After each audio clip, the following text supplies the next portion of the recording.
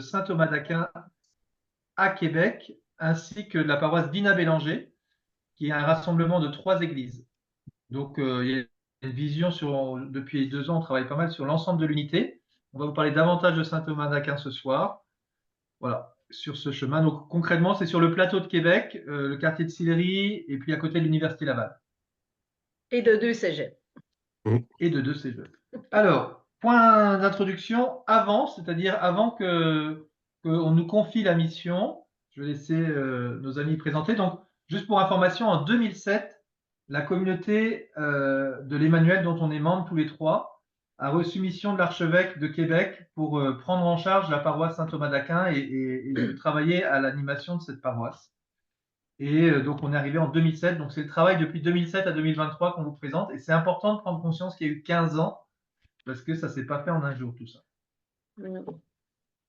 Et moi, ce que j'ai appris avant qu'on arrive, en fait, il y a eu 2 ans de battement qui n'avait pas de curé. C'était plutôt un administrateur, un modérateur. Alors, donc, ce que me disaient des anciens paroissiens, là, des personnes aînées, ils étaient très heureux d'avoir enfin eu un curé stable qui arrive avec. Donc, il était disposé à vivre un changement parce qu'un nouveau curé, c'est sûr que ça amène un changement. Et un curé qui arrive aussi avec une communauté nouvelle. Alors, mais en général, la communauté était contente. Mais ce que j'ai compris, que la communauté paroissiale attirait peu de familles. C'est ça, c'était des gens qui avaient fondé la paroisse et qui avaient vieilli avec la paroisse. Et donc, ce que j'ai compris, c'est que les enfants ne suivaient pas. Alors, c'est le contexte dans lequel la communauté est arrivée, la communauté d'Emmanuel est arrivée dans la communauté paroissiale. Alors, est-ce que vous êtes arrivé en bousculant tout, en cassant tout? Qu'est-ce que vous avez fait? Non, on est arrivé effectivement très, très doucement parce que moi, j'étais là, notamment comme la chorale. On parlait on devait parler des 3 H, homélie, hospitalité, hymne. Alors donc, la communauté de l'Emmanuel a des chants faciles. Dans le fond, notre intention dans les chants, c'est que les gens chantent. Alors donc, alors que la paroisse était habitué à même participation, le désir était là, mais la réalité n'était pas là. Donc, la communauté, nous, on avait un désir fort de tout de suite mettre nos chants en avant, mais c'est tranquillement avec une collaboration de Guillaume Blanc avec la chef de chœur.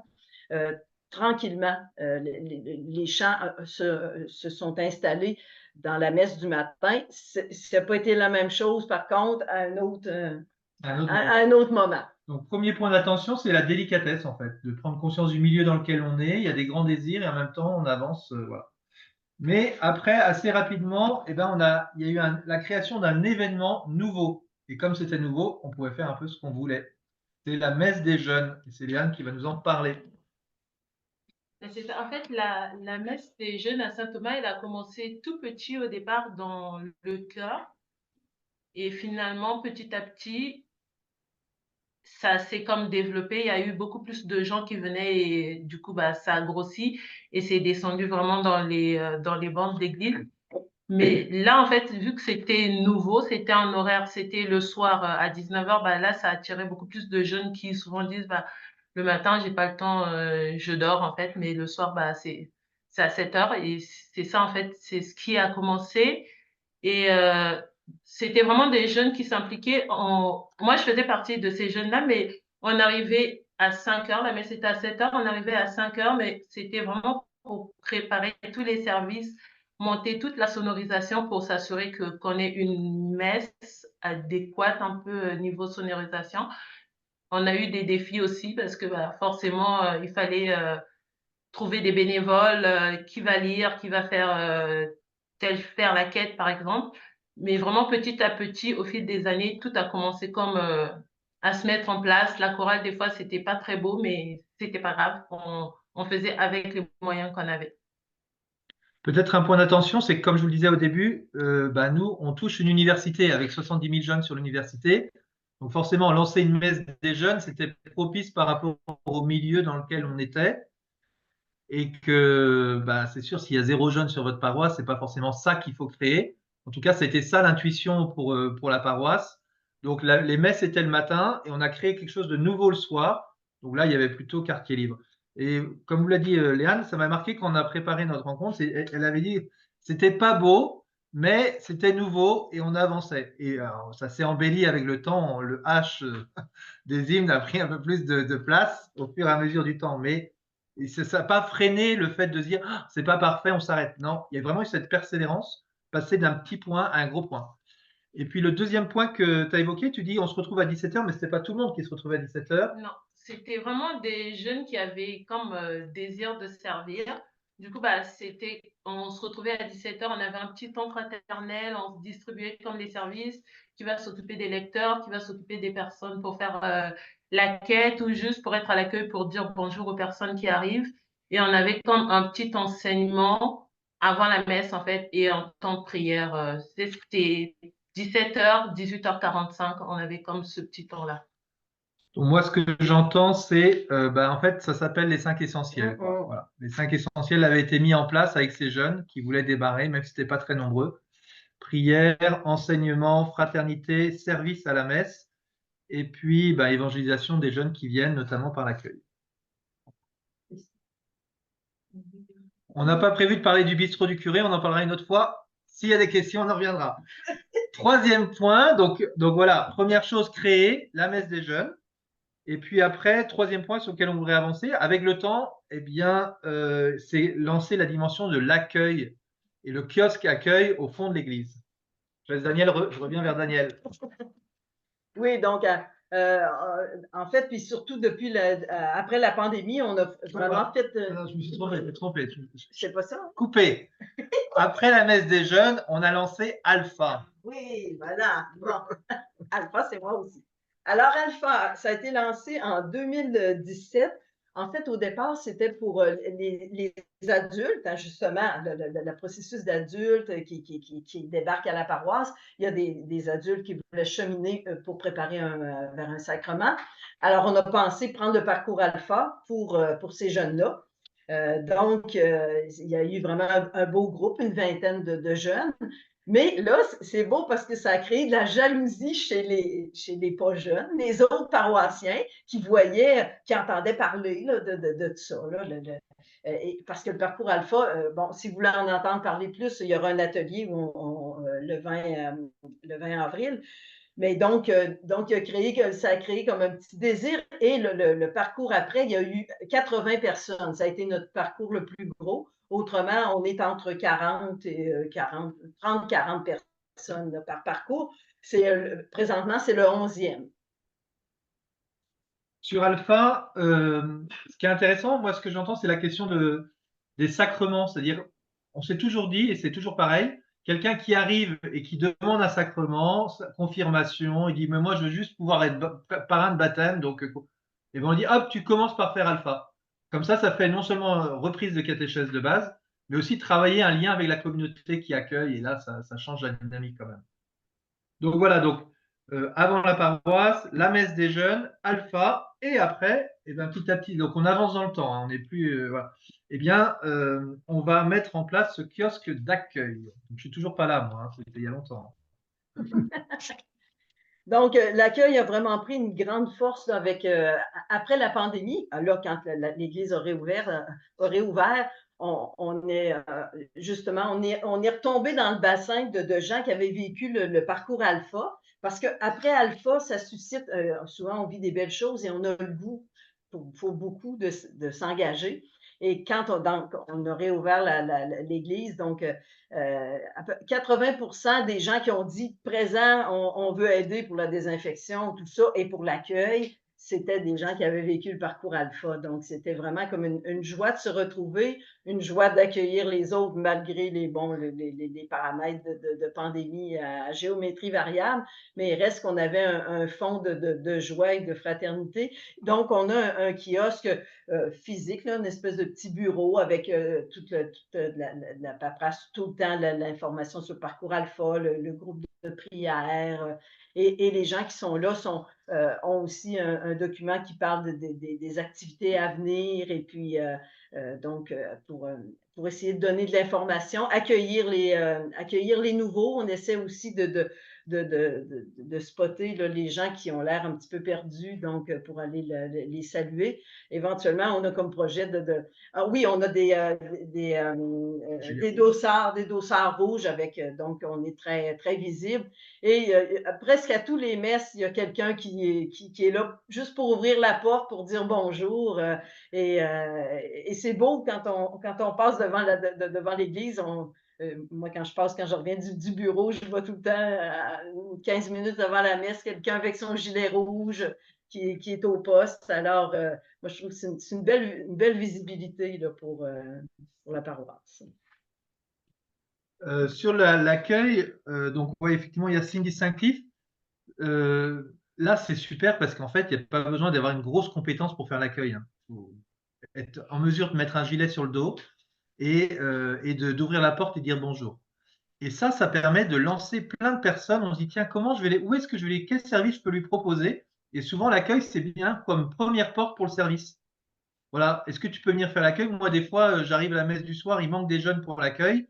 J'en vois 2 ou 3, je leur dis, tiens, il nous manque du monde, est-ce que tu veux bien accueillir?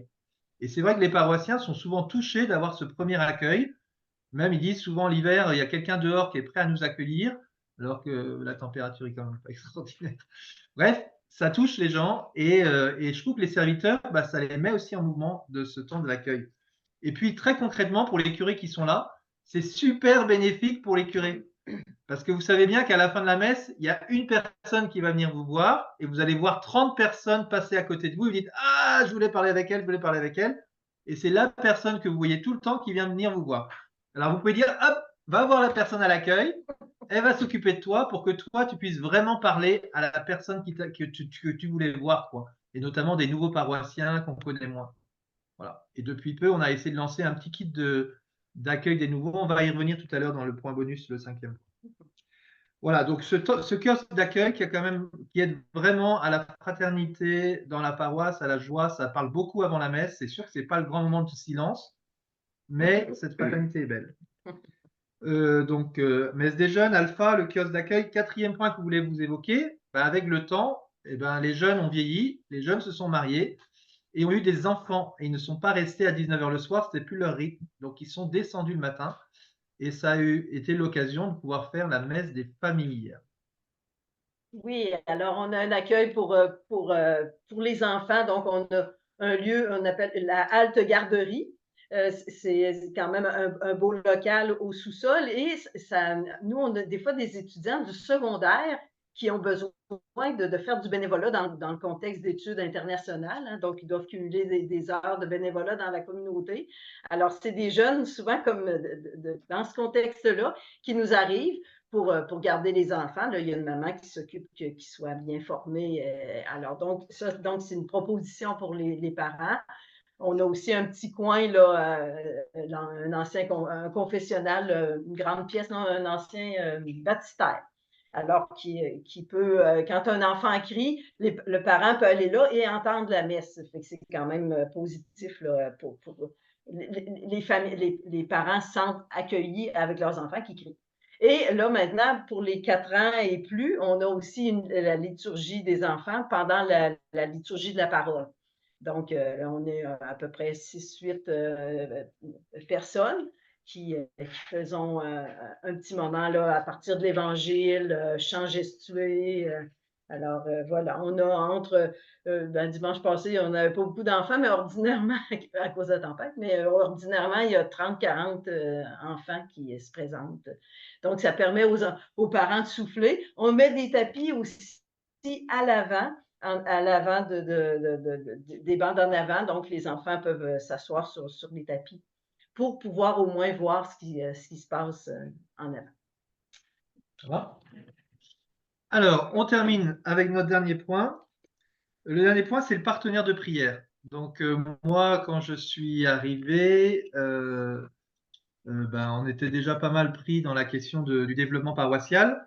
J'avais lu James Malone et tout, et puis j'ai lu un curé, parce que vous entendez bien que je suis étranger, hein, je viens de France, et j'ai demandé à un curé sur une paroisse parisienne, un de mes frères de communauté, qu'est-ce qu'il a fait. Il me dit, moi j'ai lancé le partenaire de prière, ça a renouvelé ma paroisse, et ça veut dire concrètement, c'est avant le signe de croix, on fait le chant d'entrée, on est en procession, on commence la messe, mais avant de commencer la messe officiellement, eh bien, ce qui permet à ceux qui sont plus classiques de dire, ouh là là, c'est quoi cette messe là où on fait un signe de croix et puis on se remet à parler.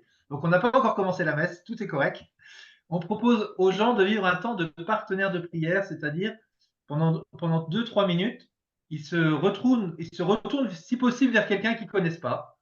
Ils disent bonjour, moi je m'appelle Benoît et puis je partage une intention pour cette messe. Voilà, moi je suis Benoît, je suis nouveau dans la paroisse, je viens d'arriver, je ne connais personne. Et puis, en général, je donne un axe d'orientation. Là, c'est le dimanche de l'étaré, le dimanche de la joie, donc de se réjouir. Je dis une action de grâce de début de mon carême. Et puis, ça jase comme ça un peu. Et en fait, c'est assez bénéfique. Mon confrère à Paris, il m'a dit, j'ai rencontré une grand-mère qui m'a dit, oui, c'est inadmissible ce partenaire de prière. Moi, il n'y a jamais personne qui m'a parlé pendant 30 ans. Je ne vois pas pourquoi maintenant ça commencerait.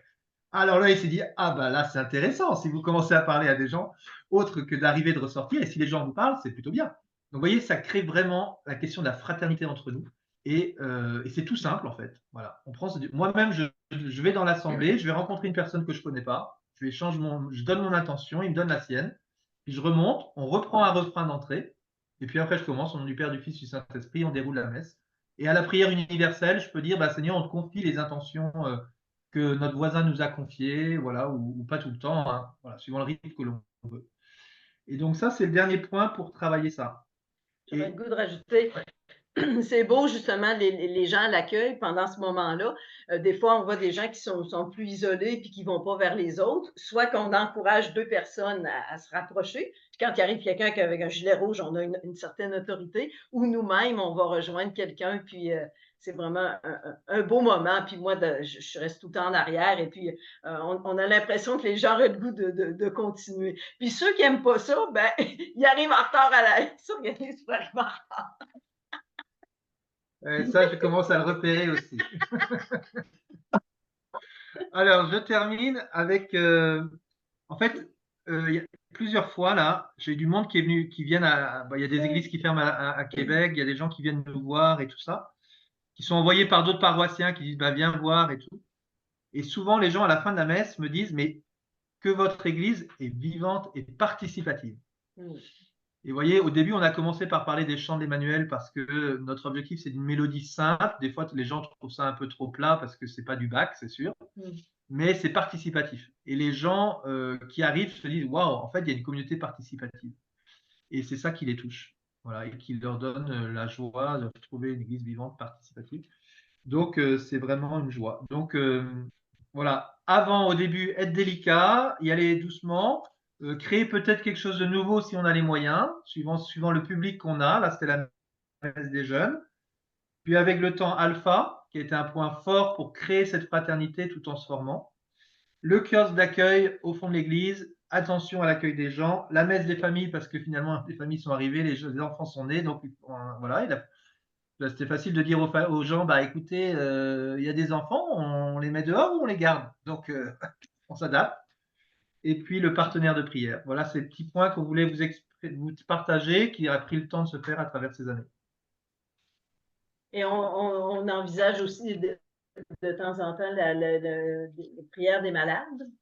Alors ça, c'est un peu les réflexions pour l'avenir. Notre question, c'était comment rejoindre des gens qui sont vraiment loin.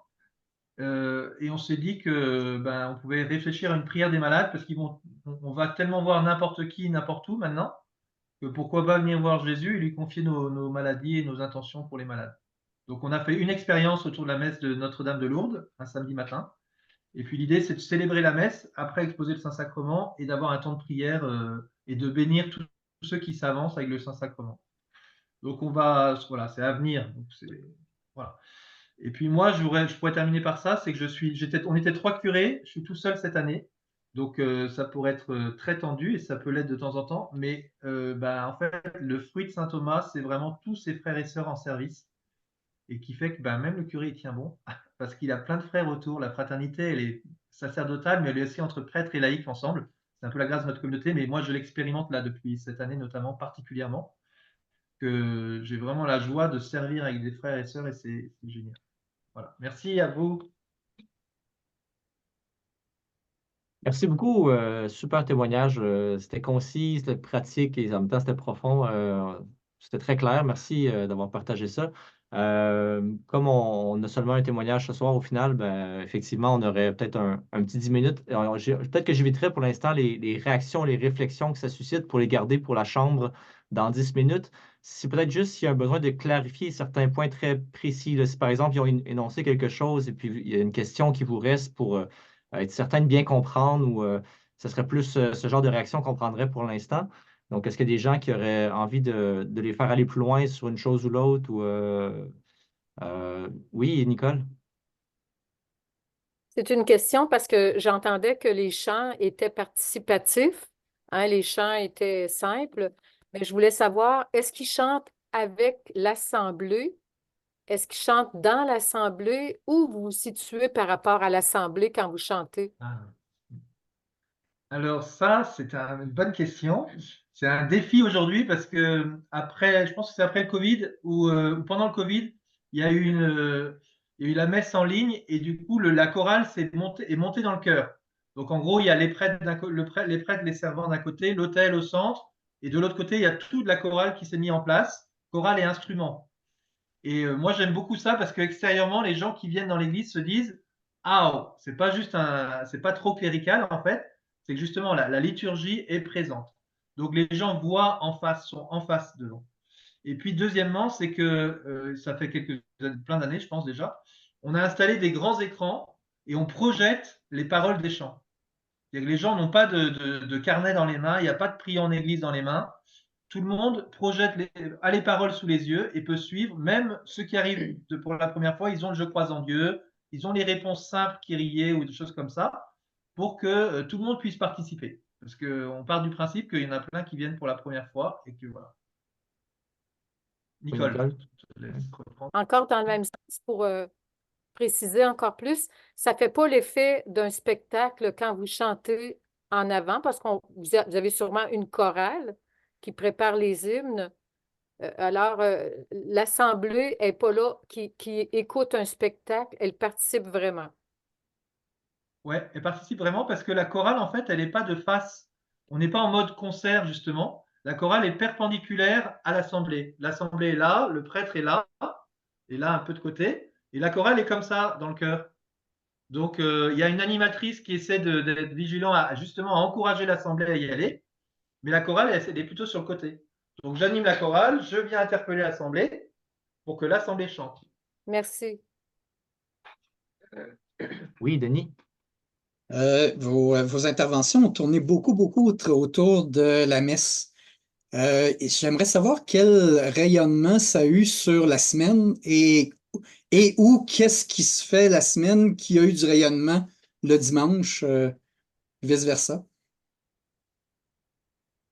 C'est sûr qu'Alpha fait exception. Hein, Alpha, c'est en semaine.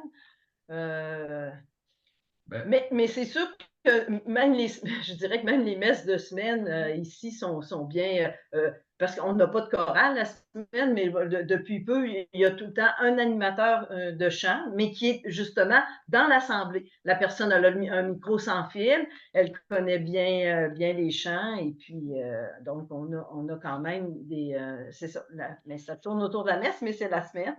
Oui, il y a la messe. Et puis, alors là, ensuite, on va rentrer dans le développement de la paroisse. Mais donc, il y a la place de l'adoration eucharistique qui est importante dans notre communauté. Mais il y a une chapelle d'adoration où tout le monde peut venir prier dans la journée. Et puis, on a lancé, en fait, on a lancé pas mal de choses sur la formation, notamment l'école de charité de mission pour les jeunes, qui a lieu tous les jeudis soirs en parallèle d'Alpha. Et puis la dernière nouveauté, c'est que, et notamment par rapport à mon rythme de prêtre, où je me dis je ne peux pas m'éclater partout, c'est qu'on a mis en valeur les dimanches matins. C'est-à-dire qu'au lieu d'avoir des catéchèses toute la semaine pour les enfants, pour les ados, pour tout ça, il y a des groupes d'ados qui se rassemblent tous les 15 jours le vendredi. Mais un dimanche par mois, on fait des catéchèses générales, c'est-à-dire première communion, baptême d'enfants, baptême des catéchumènes d'adultes. On a 9 groupes différents avant la messe pendant 1 heure et demie. C'est ce qu'on appelle les matinées internationales. Ça vient de chez vous, hein, ça vient de Montréal. Et on a repris cette idée-là pour justement ne pas multiplier les choses dans la semaine parce que les familles, elles sont explosées en fait. Elles ne peuvent plus aller dans tous les sens. Donc là, 1 fois par mois, on se concentre et on vit un temps fort avant la messe. Et puis ça permet d'accueillir les parents de première communion ou de sacrement qui n'en ont rien à faire de Jésus, hein, et qui viennent parce qu'il faut passer par la première communion. Allez, on y va. Mais là, ils vivent justement une expérience plus large que leur cercle et ils commencent à baigner un peu dans un univers, notamment autour de la messe, c'est sûr, qui est le temps fort pour nous. Voilà, c'est un peu ce qu'on a essayé de développer. Ça ne veut pas dire que le curé ne fait rien de sa semaine, hein. Je trouve que c'est quand même bien rempli. Mais voilà, on a libéré la semaine quand même de trop de réunions de parents pour s'adapter au rythme des parents. Il y a un atelier là-dessus au forum, justement, avec Geneviève, qui te demande d'une de leurs 3 paroisses de leur secteur qui va co-animer cet atelier pour parler justement des dimanches matins là, intergénérationnels. Et je pourrais compléter simplement en disant qu'en parallèle de ces premiers dimanches, on a mis le 3e dimanche sur un autre clocher à Saint-Michel, justement, à Dina Bélanger, le temps des couples et des familles. C'est-à-dire qu'on a préparation mariage et école de couple, enfin temps en couple pour se renouveler dans leur vie de couple. Et là, c'est un autre dimanche matin qu'on a mis avant une autre messe du dimanche sur une autre paroisse. Merci. Merci. Lucie. Votre micro est fermé, Madame Lucie. Oui, je l'ouvre. OK. Je me demandais quel lien que vous avez parlé au début, avant des messes intergénérationnelles, que quand les gens vous demandaient des sacrements, vous leur proposiez Alpha, le parcours Alpha. Je me demandais quel était le lien entre les sacrements et le parcours Alpha et quelles sont vos exigences par rapport à ce que les gens reçoivent ou pas les sacrements. Moi, ce que je trouve, justement, il y a un jeune qui va être baptisé à Pâques et il a fait le parcours Alpha l'an passé. Et puis, ça crée des liens, hein. Le parcours Alpha étant dans la durée, il y a de la fraternité qui se crée. Et là, dans le fond, là, c'est un paquet de monde qui vont être contents que Joël soit baptisé. Alors que s'il n'avait pas vécu le parcours Alpha, il serait pas, en tout cas, moi, je le connais, là, je me réjouis quand je le vois au scrutin et je suis pas la seule. Donc, et pour lui, le parcours Alpha a quand même beaucoup, c'est un parcours qui enseigne plein de choses, mais surtout, c'est qu'il y a le temps de discussion qui permet d'entendre différents échos parce que il y a une vidéo qui est proposée. Mais après ça, l'échange va beaucoup moi, je vois les groupes grandir en partage de trésors, de choses précieuses et aussi de fou rire. Donc, il y a de tout donc, c'est ce que moi, je pense que c'est pour ancrer quelqu'un dans une communauté, ça prend du temps. Puis justement, c'est du temps qui n'est pas seulement la messe le dimanche. C'est le jeudi soir, on arrive, on prend un café, un dessert, on peut parler de la journée. Puis, donc, pour moi, c'est un moment précieux où la communauté apprend à connaître les gens et inversement.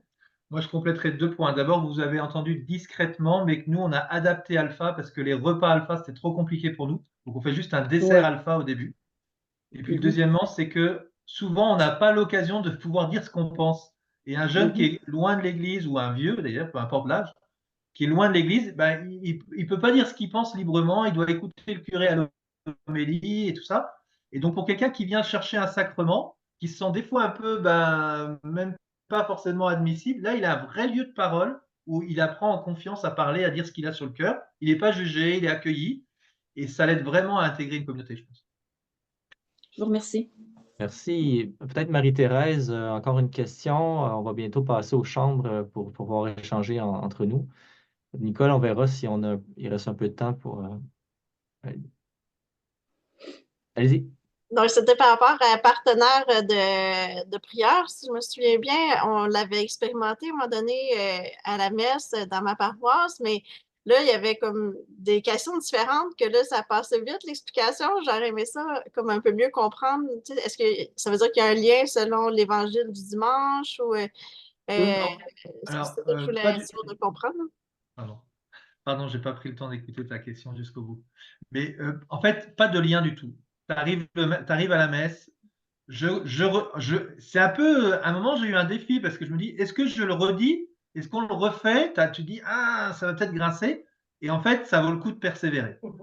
Et donc, je leur dis toujours au début, bonjour, il y a peut-être des nouveaux. Et pour tout le monde, on va prendre ce temps de partenaire de prière, c'est-à-dire, on va se tourner vers quelqu'un qu'on ne connaît pas. Souvent, on est assis à côté de quelqu'un qu'on connaît, mais derrière nous ou devant nous, il y a quelqu'un qu'on ne connaît pas. Alors, on va se retourner, on va prendre le temps d'échanger et de dire son prénom et de confier une intention de prière. Pourquoi est-ce que vous êtes venu à la messe? Pour qui vous voulez prier aujourd'hui? Et ça marche très bien avec les enfants. Tu vois, même avec les enfants, je dis, mais c'est quoi ton intention et tout. Et puis, de temps en temps, j'ai fait, parce qu'avec l'évangile, tiens, comment vous avez vu l'action de l'Esprit Saint dans votre vie? Moi, j'étais scotché par les réponses que j'ai entendues de mes frères. Oh la vache, c'est concret dans sa vie. C'était un jeune de 12 ans. Il dit, ah bah oui, l'Esprit Saint, c'est concret dans sa vie. Et voilà, donc je peux varier la question, mais généralement, c'est quelle est l'intention pour laquelle vous voulez qu'on prie?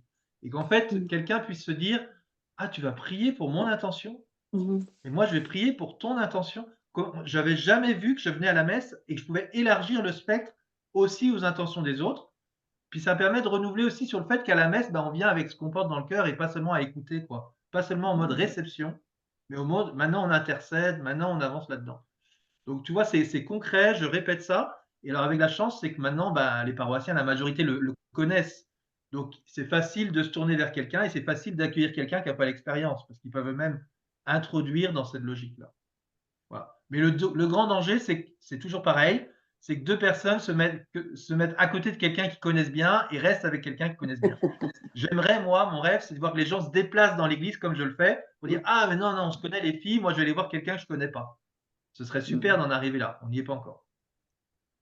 Nicole, est-ce que ta question est très complexe à répondre ou c'est Elle n'est pas rapide? complexe du Vas-y. tout. C'est parce qu'on est habitué à avoir de l'orgue pour accompagner nos chants.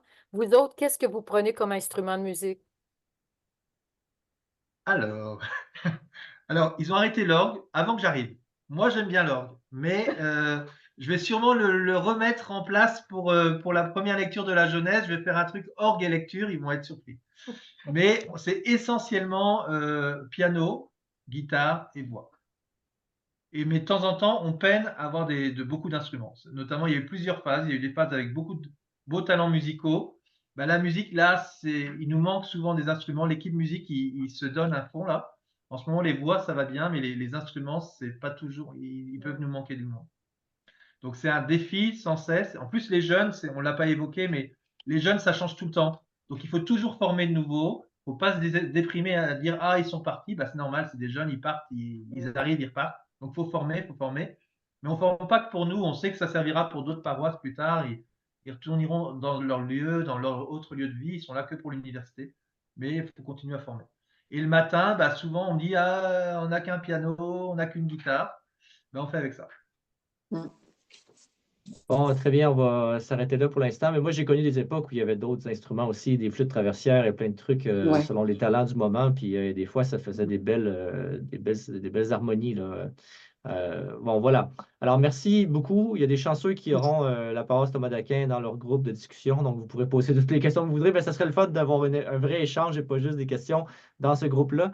Donc, on vous envoie pour 25 minutes discuter entre vous. Qu'est-ce que ça suscite chez vous, ces témoignages? À quoi ça vous fait penser par rapport à votre propre secteur? Qu'est-ce que vous pourriez peut-être éventuellement essayer de mettre en place? Ou quel apport vous auriez personnel pour votre propre petit groupe à partager. Donc, on vous laisse discuter. On se retrouve autour de 8h30 pour conclure la rencontre. Merci.